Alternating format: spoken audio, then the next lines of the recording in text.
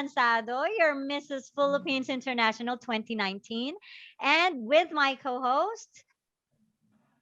Yes, hi, good evening, everyone. I'm Marie Abigail Abalos Bayuga, your Mrs. Philippines National Universe 2019.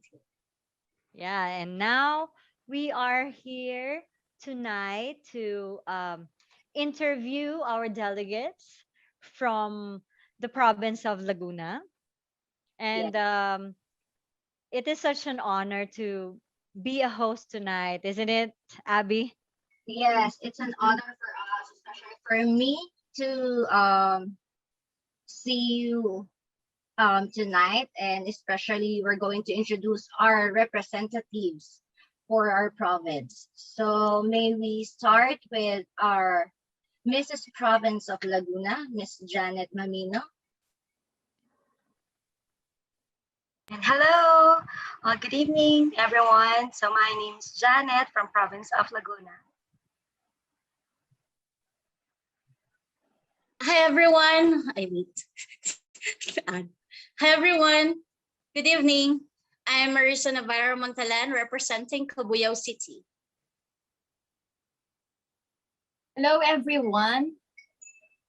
I'm Marites Ortega representing Santa Rosa City.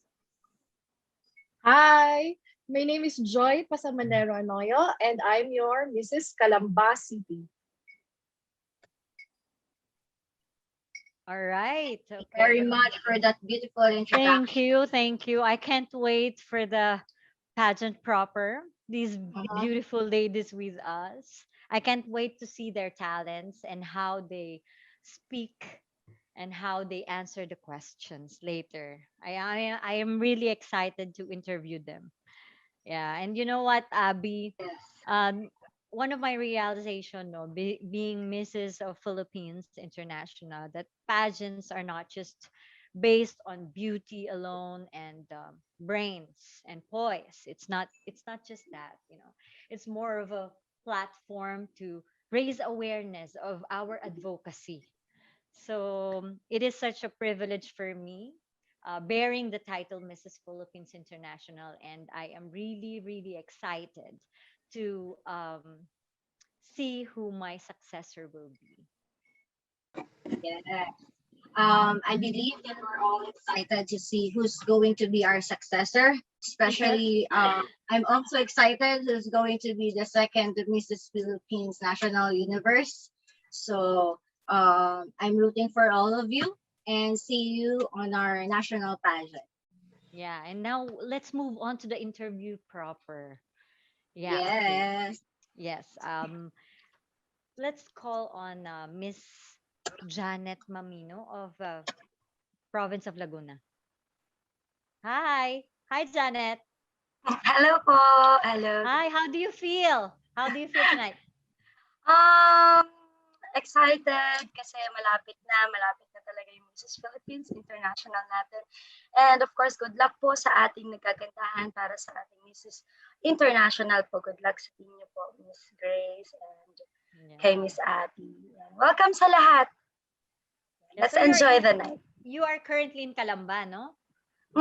Currently in Calamba. So, nag-compete lahat. Ayan, so meron tayong mga representative na napili para sa Laguna. Ayan, so go Team Laguna. Yeah. So right now, Miss Janet, how many kids do you have? Yeah, I have two sons. So one is 7 years old and 2 years old. Dalawa na. All right. Okay. I remember when I was raising my child when he was 7 years old and 2 years old. Ah, that is so chaotic, especially boys. True. Would you agree? Yes. Oh, napakahirap po, Miss Grace. Kasi, So anong motivation mo, Janet?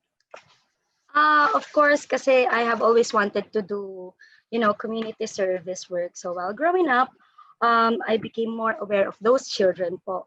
So, yung mga poor families, so many of them would go to school na wala talagang laman yung chance. So parang feeling ko, yung focus kasi natin, yung mga Mrs. Philippines, is a model mothers. So I thought that if I won the title, I would become better advocate for poor children. So to me, their proper nutrition is very paramount. And of course, determination is needed.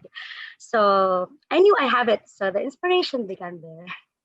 Yeah, and Ayun. you did one, ba? Yeah. So how did you Lahat feel when tayo. you win the pageant? Anong naramdaman mo nun? Of course, masaya. I can share the sentiments, no? Sobrang saya. So, yun, the moment I was speechless, I almost cried naman. It finished, on me what my mom always tell me. So, dream and make it come true. So, yun yung nagtumatak sa akin. Sabi ng mami ko, just dream and, make it come true, Janet. So, ayun, eto na tayo. Yan. Abby and I, when we were in Mrs. Philippines, blossom talaga kami ng camaraderie, no, Abby? Yes. Yeah, talagang nag-blossom yung friendship namin doon sa Mrs. Philippines, and kanya-kanya naman na preparation yon. But I would like to know kung paano ka nag-prepare ngayon, kasi it's just a few months na lang before the pageant proper began. So gusto ko malaman, how do you prepare? Siyempre po, yung preparing for the Mrs. Philippines po has been an exciting journey for me. So preparing and being a mother during yung challenging times can take a toll on the candidates of Mrs. Philippines. So we are juggling many roles po that require our time and resources. So, but what keeps us going po is our families. For me, family is very, very important po. So I am grateful for their support, and they are behind me 100%. And they inspire me to be, a better version of myself each day. So, and also I am working on my communication skills po, so I can be more confident in sharing my advocacy to people from all walks of life. So, yun. Family That's good. talaga, family Yeah. ang You know, nagpapalakas. Abby, I witnessed how Janet's family supported her doon sa pageant. Especially her mom. Because super Oo nga. supportive talaga. Actually, I can witness how very supportive her family and friends during our outreach program in Marikina City. So that's a very good supporting team, because you know what, when you're in a pageant, your support team is very important, and your glam team is very important. So always remember that you should always trust your team, and always trust yourself and your support team, because without them, hindi mo makakayanan yung laban. True. The stress, right? Oh, actually po talagang nung Mrs. Laguna pageant, sila yung tinitignan ko talaga, yung family mo. Kasi iba pag merong support talaga na yung buong buo, yung alam mo na hindi ka, yung ang tingin sa'yo, kayang-kaya mo. Kasi iba yun eh. Kasi merong mga tao nanonood pero parang ang tingin sa'yo, hindi kaya. But, family is 100% yan. I Support couldn't yan. agree more, Janet. Because when I competed in Mrs. Laguna back in 2019, my family was the strongest support. Although my super friends were there, syempre napakalaki ng significance talaga, no? Yung buong family mo andun. They have balloons and everything, and streamers and banners, and they were really shouting. So right now, we wish you na good luck sa Mrs. Philippines sa upcoming pageant natin. Thank you po, Miss Grace. And also, good luck din po sa inyo. Mas matindi yung laban ninyo, Mrs. International. Kami nga, Mrs. Philippines pa lang, parang iba na yung nararamdaman namin, how much more yung nararamdaman ninyo. So, thank you for your advice po. Yeah. Thank you. God bless you. And Thank up you next, very much. Abby. Now, let's all welcome our Mrs. Cabuyao City, Maurice Montalat. Hi, everyone. Hi, Abby. Hi, everyone. My name is Maurice Navira Mandelen, representing Cabuyao City. And I'm 38 years old. I have 3 kids, 17, 14, and 4 years old. I graduated in education, and I'm currently teaching at Gulad National High School, teaching grade 9 students. And you can call me Maurice. And what else should I say? Mm, but I love I love to hike. I love to sing. And my favorite color is pink. I know that you're a survivor of COVID-19, right? And I'm very proud of you and thank you for fighting. And what motivates you to fight that illness? 'Di ba ang hirap niya labanan, yung immune system mo, Yeah. and nakaka-down, right? So, um, how did you balance yourself to not being depressed and missing your family? Of course, no one's taking good care of you, right? Yeah. You're all alone in the hospital. Yeah. All right. For 13 days, I was in the hospital at Global Medical Center there in Banlik. And of course, God was the one who really give me the courage to fight. God is the one who gave me the hope and the faith to keep on trusting on Him. And with that, I always do that. I cry and ask for help to strengthen me more because my children needs me. And someone there out there also is expecting me to be out and to be healthy because I still have to be in this pageant. And also the one that also motivates me is the people who trust in me, and they're really praying and uh, very supportive in what I am into. Yeah, And I that can see really that. motivates me. Yes, aside from my children and the one that who loved me and supported me so that I can reach this far, and I know that God is always be there to because he's faithful. I know that He will fulfill His promises. Wow, that's very nice. Yeah, I can see that there's a lot of people who That's love you and impressive. really supports you. Now Yeah. that you're all okay, are you ready to fight for your national pageant? Yes, I am ready.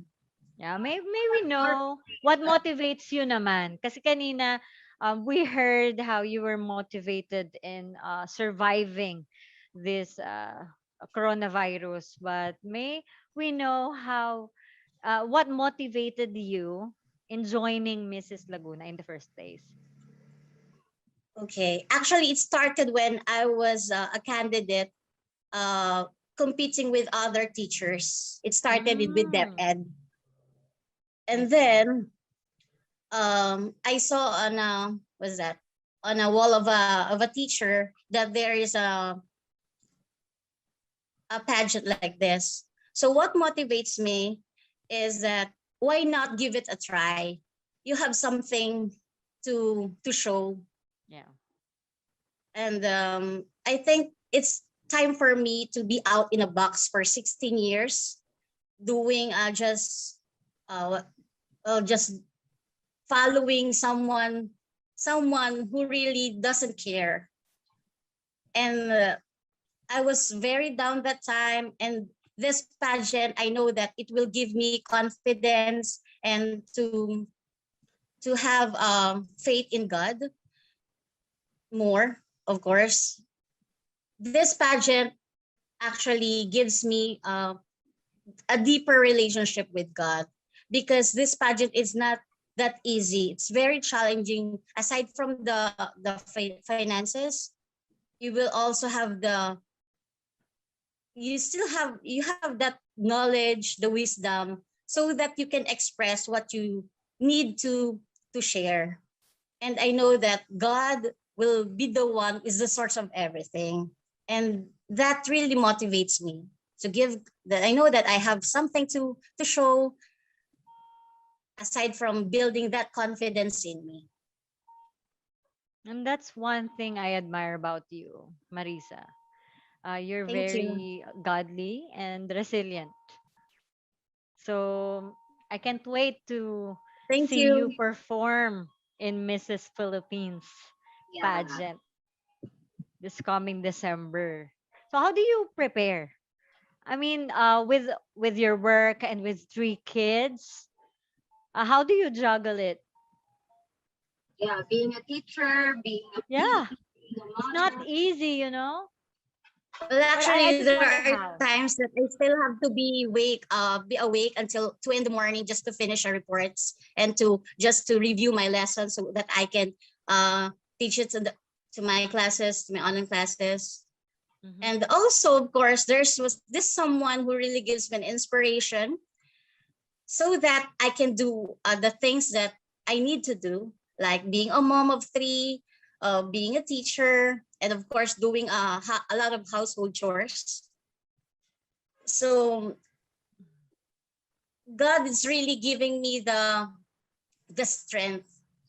It's really giving me the courage to do things, to do things, That's nice. to That's so good.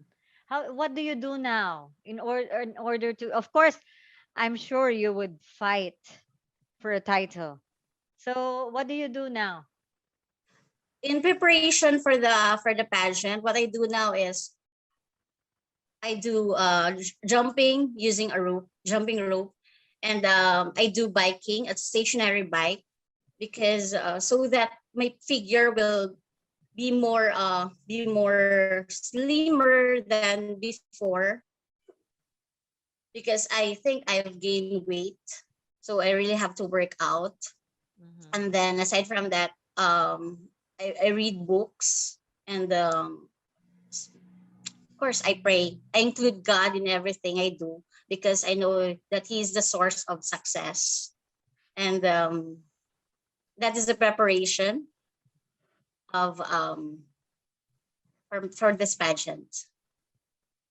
Oh, that's And I good. hope you're doing a proper diet. Yeah, oh yeah, yeah. Also, Yeah, yeah. that's I'm also impeccable. in um of course be conscious with the diet. I Yeah. eat fruits and vegetables, but I don't eat rice. Sometimes at least every 2 weeks I eat rice. Yes. Yeah, I tried to do diet right now as well for the preparation naman sa international. How about you, Abby? Me, I'm just enjoying. I'm just enjoying that I'm done with my checkups and everything. Right now, I'm on diet because I gained weight because of the medicine. Mhm. So biking and But watching it doesn't look like you gained weight. my arms. And now I would like to know about our delegate from Santa Rosa City. Hi, Marites Ortega. Hello po. Hello, how have you been? Okay naman po since pandemic, more on family bonding. And syempre, nag-aayos sa mga sa house. And Yeah. I Walang Can you guess tell you us have an something? online business, Can you right? tell us something about yourself? um, simpleng tao lang po na isang magulang na yun laging nakaalalay sa baby na isa lang po kasi yung baby ko is 15 years old. So siya naka-focus lang ako sa kanya sa dream niya, tapos nag-online selling kami ng pre-lab na mga damit para makatulong din kami sa financial. Ah, Ayan. that's Yan ang good. pinagkakabisihan namin. How old are Mag-ina. you now?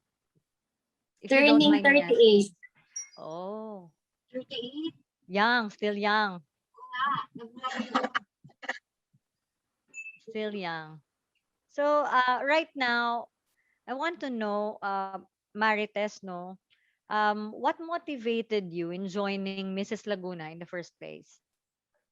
Sa akin siguro, para ma-inspire din na hindi lang bilang nanay na tayo, para yung well prepared tayo, tapos yung mga anak natin parang super proud.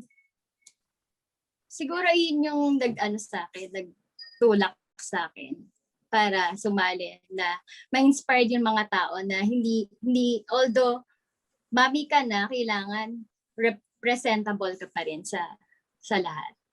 Agree. Yeah. Well, nagkuha ako ng background ko. So, I believe na ikaw din ang representative sa, ano bang merong pageant dito? Gandang Nanay? Tama ba? Yes. So, ano to? Since single ka, nagpa-pageant ka na talaga or nag-start ka lang? Since high school. Since Oh. high school. Tapos dream ko talaga kasi maging Miss Beauty Queen talaga. So, syempre, nakapag-asawa ka na. So, naging Mrs. din. Pero nag-Queen of JS prom ako ng high school. Mga ganon. Intrams. Parang nasa ka line ng parang gusto mo talaga tong ginagawa.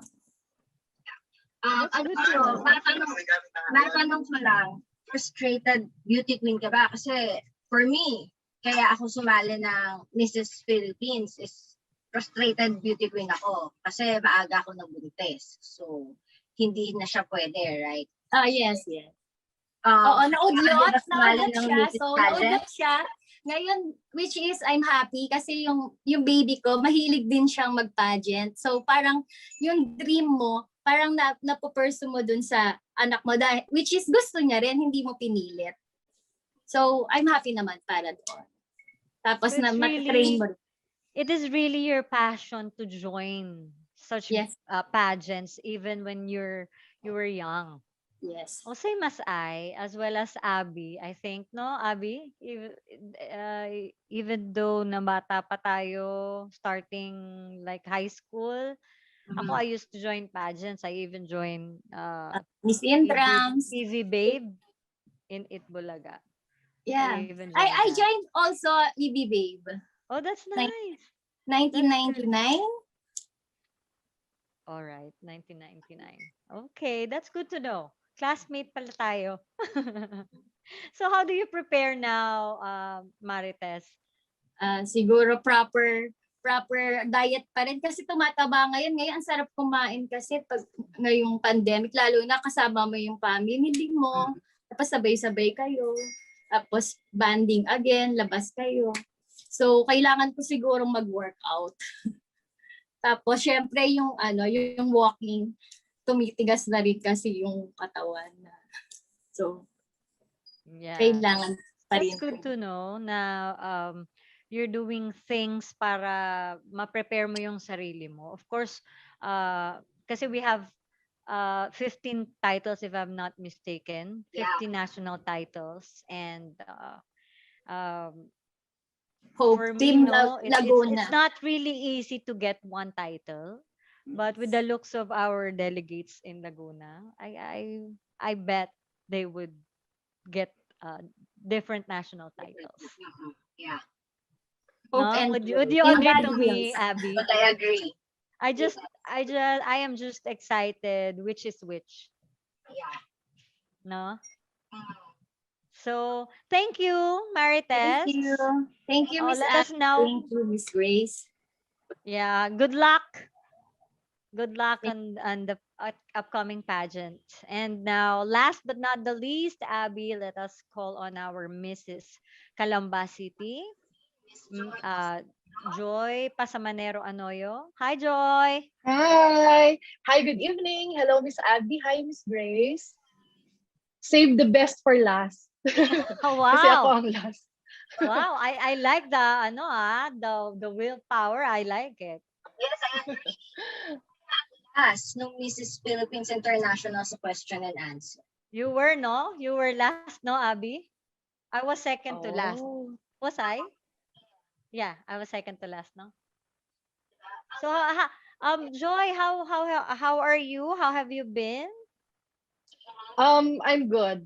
I think pandemic has its pros and cons, but I just focus on the good side of it, like spending more time with the family and raising my 11 fur babies. We have 3 dogs and 9 cats na ngayon. Wow. Oh, merong bago. What a number. Yeah. Yeah, I'm also a fur mom myself. Really? That's good to know. Yeah, I Mm. am. And as well as Abby. I believe Abby has a dog. Yes, actually, I have one son, and our bunso is dog, Yorkie. So I'm a proud for mommy as well. Yeah. Can you tell us more about yourself, Joy? Yeah, I'm 42 years old, You just for don't the look like record. you're 42. 42. Yeah. And of course, I'm representing Calamba City. So, not so much about me, I think. Just a normal, wife, mother, daughter, sister, and a friend. So I want to be remembered as simple as that. So Yeah, very humble naman. I So what motivated you in the first place?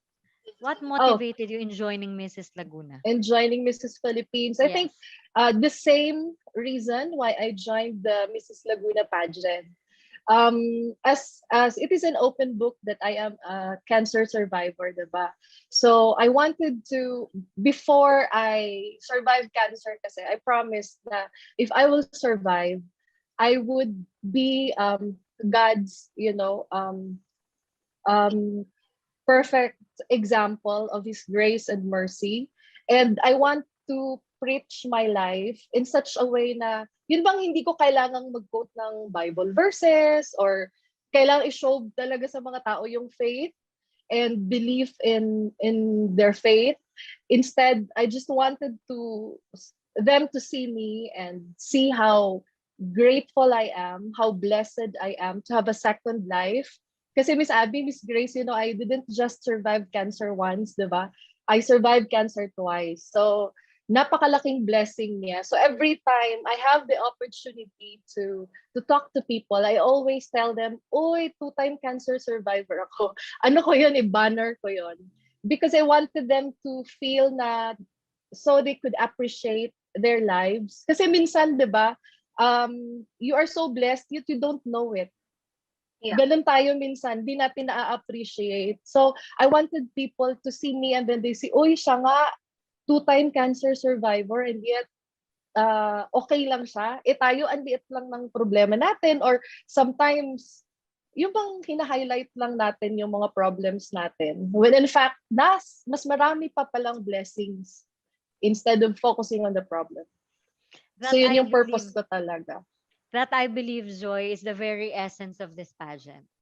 The being advocates of our own journeys, of how we raise awareness to the world, kung paano tayo naging resilient sa kanya-kanya nating mga pinagdaanan. That is the very essence of existence ng mga ganitong klaseng pageant for women. I And agree. with that saying, of course, I'm glad to know na you know your purpose already. But I want to Mhm. know how you prepare for Mrs. Philippines International. Mm, yun ang pinakamalaking challenge actually sa akin. Kasi when I joined Mrs. Laguna, hindi talaga ako makakalakad ng naka-heels. Kasi Mhm. nga, I have severe osteoporosis. Yung bone ko is about mga 69 years old. Yung equivalent ng bone ko because of the radiation therapy. Mhm. So hirap na hirap ako sa balance ko. And then, hindi din ako makadiet. Kasi kailangan balanced ang diet ko. Hindi kailangan bumagsak yung immune system ko. So, dapat maintained yung diet ko. Hindi ako pwedeng magpagutom. Hindi din ako pwedeng mag-exercise katulad ng iba kasi yung bones ko nga very brittle. So, what I do na lang is to cut on carbs kasi may hypoglycemia din ako. So, hindi din ako makakat ng sugar. But you know what? I just focus on enjoying this competition. I am not competing with anybody else. So lahat ng candidates, even sa Mrs. Laguna, I consider them as family, as my sisters. So I'm just enjoying myself. I'm just here to have friends and to inspire people. Doon lang ako nakafocus. It doesn't matter kung magka-corona ako o hindi. I just want to go out there and preach my life sa Oh, bigger that's impressive. audience. Yun lang. That is impressive. But I am eager to see your performance still Yeah. Yeah, I'll because do my best with the pa din. advocacy that you have, and the strength and the willpower that I can see in you, I'm sure you will get one of the 15 titles. Oh, thank I'm you. just Thank not you. sure which one. Yeah, and I want to wish you good luck and Thank you. congratulations in advance, because fighting for your life twice and living your life with the current condition that you have is already a success. So most probably because uh you have experienced too much and so much, that's why your personality right now is you don't care if you get a crown, basta you're here to enjoy, and that's one of the many traits that I admire in you. And Thank Yeah, yeah, you. I'm glad na you are you're in the very right track. positive. Very, very positive. Thank It's you for good to be sharing your positive. story. I was Yeah, really amazed, actually. very inspiring, no? And challenging for those healthy women who complain pa, no?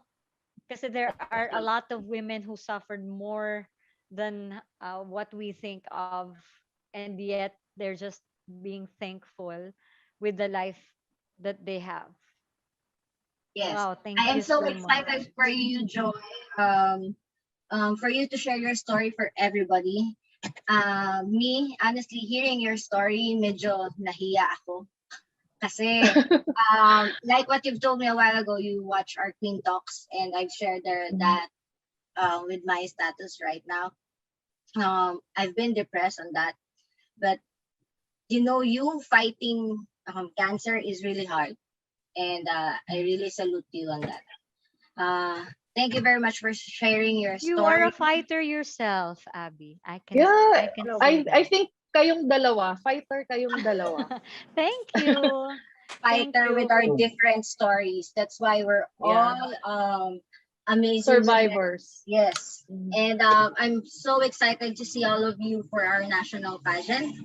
Yeah. And just, I agree with you, Joy. Enjoy this pageant. Don't think too much of winning. Just enjoy it. You know what? Winning a title and having a crown is just a bonus. It's just a bonus, actually. What's important is that what's your mission in joining this pageant and making friends. Yeah. Wow, those are very good tips, Abby. As for me naman, no, what I can say is at first you join this pageant, you might as well enjoy it. And yeah, it's good that you yearn friendship, camaraderie, you want to make connection. But first, pageant wise, you have to be confident. Of course, with the delegates that we have, they want titles, they want crowns. So for me, confidence is number one. And then they should know their purpose. You have to know your purpose. Once you know it, it will guide you in your journey. And then you have to prepare your best because you joined the pageant. Might as well do your best. 'Di ba? Would you agree, Abby? Yeah, Yeah, and yeah. enjoy the journey. Just like what Joy said, just enjoy. And make friends, make connection, and don't you ever forget to look back, because Mrs. Philippines International, our organization, helped you to get to where you are, so you do not forget who helped you in the first place. I think having a gratitudinal attitude is very, very um, important, very significant. So, what else can you say, Abby? Do you have any more advice and tips to our delegates and our aspiring national titleists? Thank you, Joy. Very much, Joy, for sharing your wonderful stories. So now, um, tips. What tips can we give you guys? For me, um, always be confident and always know um, always remember what's your reason on joining this pageant. Don't you dare compare yourself to other people. Always believe in yourself.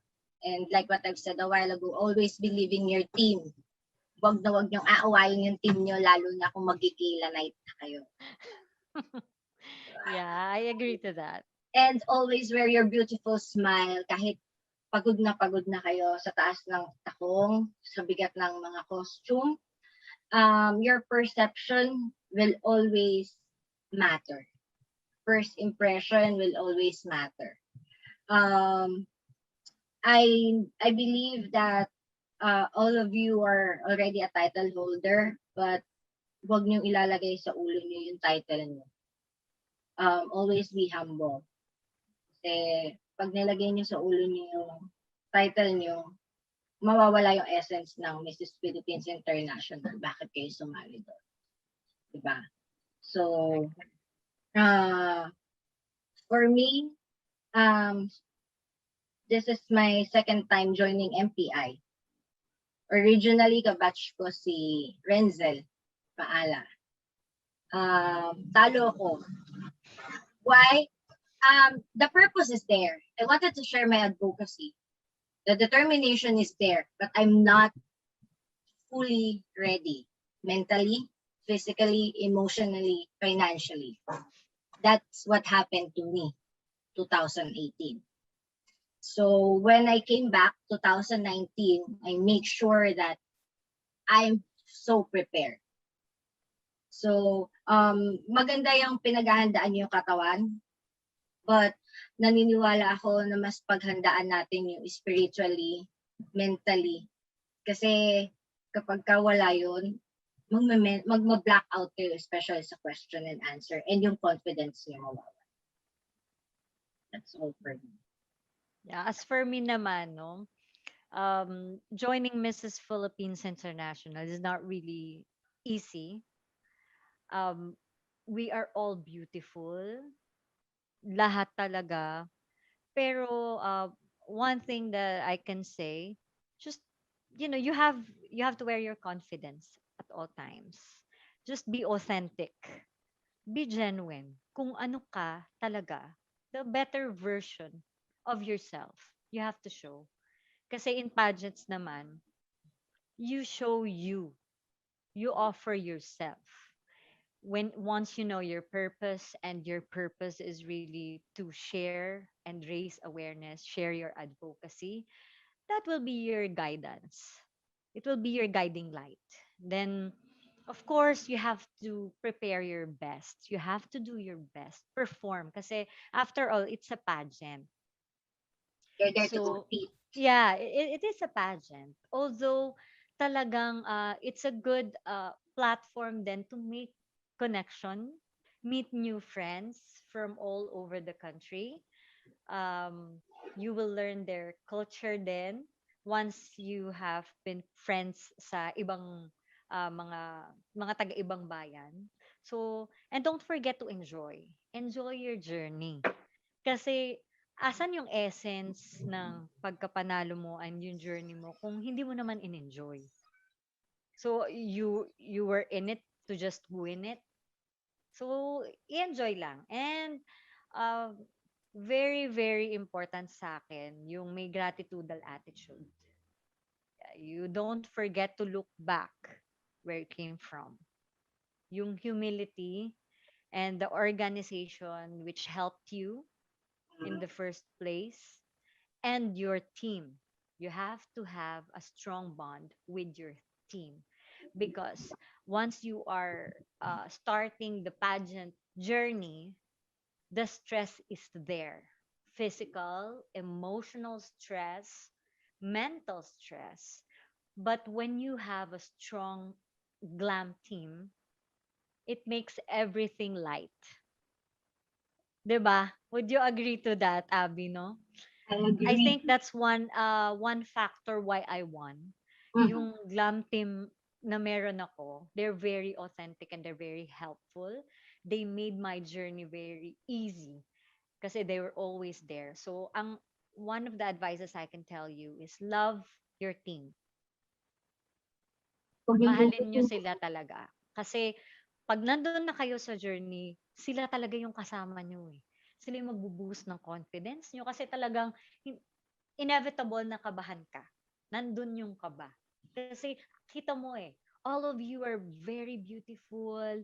Lahat kayo may mga talents. Lahat kayo matatalino, magagaling from all over the country. And yet, how can you withstand or how can you outshine or how can you stand out against the other women? Kasi syempre, oo, you're there to enjoy. But then again, it's still a pageant. So, yun talaga. Yun yung ano ko. Basta enjoy lang. Make connections, make new friends. No, Abby? And I met Abby there hanggang sa after the pageant, communicated pa rin kami. And I'm very, very thankful sa Mrs. Philippines kasi nakilala ko ang aking inaanak, ang aking kaibigan, ang aking kapatid. Lahat na si Abby. isa din si Snang sa journey ko kung bakit pinakalalan. Ah, sa lahat ng mga competitors doon, tame sila. Ako hindi. Malikot ako. And hindi rin ako palangiti. Talaga.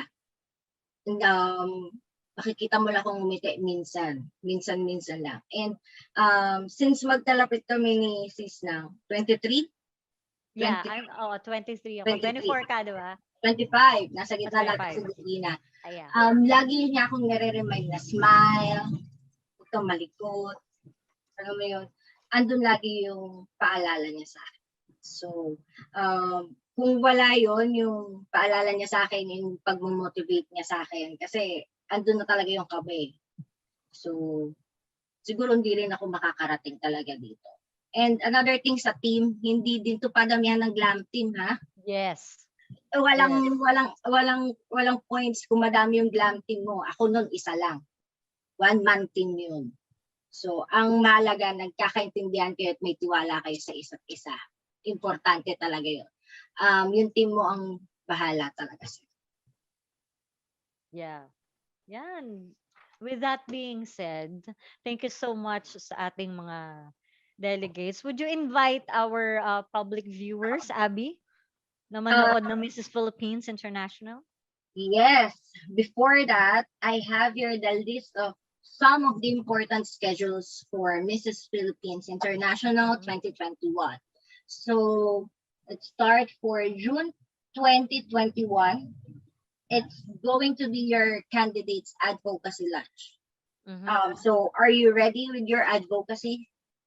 Do you have your advocacy video already? Your advocacy speech? So, Preparing. preparing. Okay. Preparing po. Guys, for July 2021, it's gonna be candidates product endorsement shoot. Wow, you have that.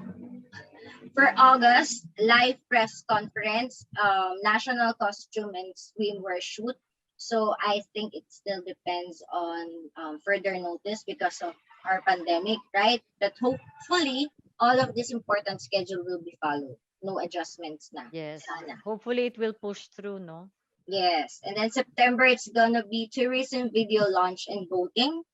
By October, Media Choice Award, voting for national costume and swimwear. November is Sponsor Choice Award and voting proper. And December, prep for 3 days pageant proper. That's gonna be your competition, your national pageant. So I can see that you have a lot of activities. Yeah, It's kind of exciting, no? it is. Oh. Can't wait to Excited see them na. perform sa Yeah, I'm excited din National. to swimwear. yeah. One of Wala my kami favorites. nun. Nung panahon namin, kaya excited ako sa inyo. Endorsement. Yeah, I like what you were wearing then. You were like a gladiator eh. All right. Now, Abby, let us once again give the floor and call on to our Mrs. Province of Laguna, Janet Mamino.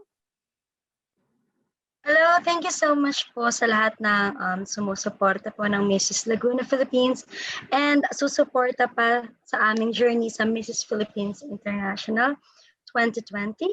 So maraming salamat po sa walang sawa pong pagsuporta sa aming lahat. So lalaban po kaming Laguna hanggat kaya po namin. So wish us luck po.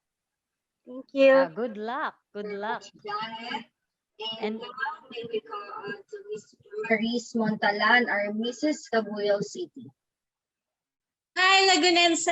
Continue to support us in our journey with Mrs. Laguna Philippines. Thank you also for supporting us last year. We love you. Thank you so much. Thank very you. Thank you, much, Miss Marisa. Marisa. And now let's call on our Mrs. Santa Rosa City, Marites Ortega. Hello po everyone. Andito ulit po kami, Team Laguna, kumakatok sa inyong puso. At sana po supportahan niyo po uli kami at makauwi kami ng crown po para sa Team Laguna. Thank you so much. We love you. Thank you. Thank Thank you. you. And last but not the least, our Mrs. Calamba City, Joy Pasamanero Anoyo. Hi! Thank you sa mga nag-support sa amin last year sa Mrs. Laguna. So, ngayon naman po, magle-level up na kami, papunta na kaming national. So, I hope the same support that you've extended to us, the same love, and the same care na pinakita nyo sa amin sa laban na to namin sa national, I hope same pa din and then i-level up pa po natin. Maraming salamat po. Thank you very much, everybody, for watching us tonight. And I hope you enjoyed and nakapili na kayo kung sino mga susuportahan nyo sa mga representante ng mga taga-Laguna. And sa aking mga nabanggit na mga programa ng Mrs. Philippines International 2021, sana po subaybayan niyo po sila. And yung pagboto, antayin natin kung saan tayo buboto araw-araw. And yun, good luck and see you soon, guys. Thank you, Abby. And I would like to invite everybody to support us and our delegates, especially from Laguna, just like how you have been supporting me dun sa laban 2 years ago. Thank you sa lahat kasi Laguna before very very strong talaga yung suporta. I felt that, and right now we are asking once again for your support, just like how we supported Miss Philippines Universe, Rabia Mateo, kasi this one naman is a pageant especially for women. So thank you in advance sa mga mag-aabang sa mga activities, and do not forget to support also kasi this is the first Queentalks.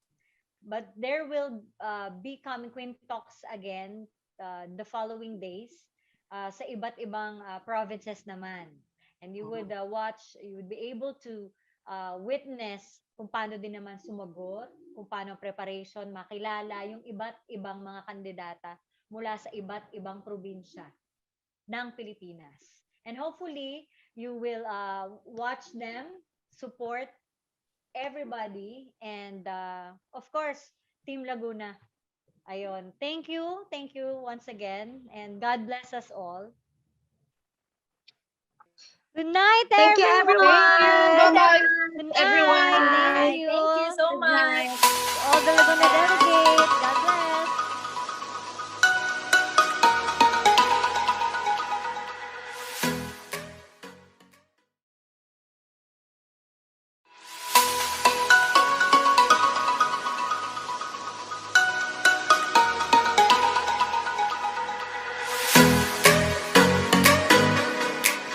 Good evening, everyone. This is Mary Grace Rabia Avanzado, your Mrs. Philippines International 2019, and with my co-host. Yes, hi, good evening, everyone. I'm Marie Abigail Abalos Bayuga, your Mrs. Philippines National Universe 2019. Yeah, and now we are